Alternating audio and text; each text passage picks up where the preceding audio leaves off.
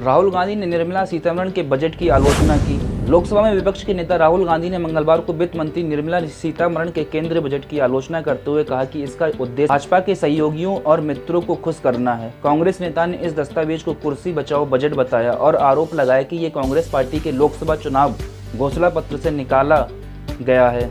राहुल गांधी ने एक्स पर पोस्ट में कहा, कुर्सी बचाओ बजट सहयोगियों को खुश करना, अन्य राज्यों की कीमत पर उनसे खोखले वादे, मित्रों को खुश करना, एक को लाभ लेकिन आम भारतीयों को कोई राहत नहीं। कॉपी और पेस्ट कांग्रेस का घोषणा पत्र पिछले बजट से।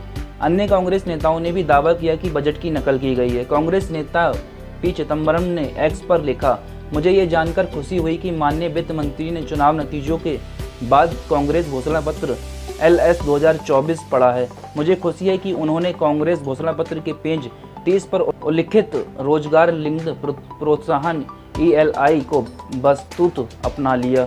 मुझे ये भी खुशी है कि उन्होंने कांग्रेस घोषणा पत्र के पेज 11 पर बताए गए प्रत्येक प्रशिक्षु को भत्ते के साथ प्रशिक्षुता योजना शुरू की। मेरी इच्छा है कि वित्त मंत्री ने कांग्रेस शोषण घोषणा पत्र में कुछ अन्य विचारों की नकल की होती, मैं जल्दी छूटे हुए अवसरों की सूची बनाऊंगा। कांग्रेस नेता जयराम रमेश ने कहा कि रोजगार योजना कार्यक्रम गारंटी के बजाय सुर्खियां बटोरने के लिए तैयार की गई है। जयराम रमेश ने एक्स पर एक पोस्ट में कहा, वित्त मंत्री ने कांग्रेस की न्याय पत्र 2024 प्रेरणा ली है, जिसका इंटर्नशिप कार्यक्रम कांग्रेस के प्रस्तावित अप्रेंटिसशिप कार्यक्रम पर आधारित है, जिसमें पहली नौकरी पक्की कहा गया था।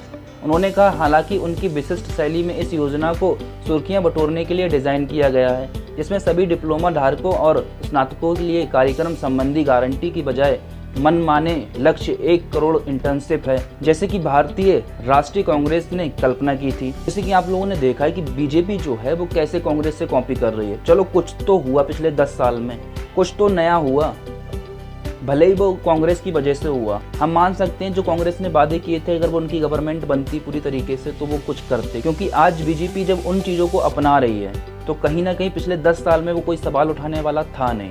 इस वजह से तो ये कह सकते हैं कि राहुल गांधी की वजह से ये सब कुछ हुआ है। आपकी क्या राय है, कमेंट करके बताइए।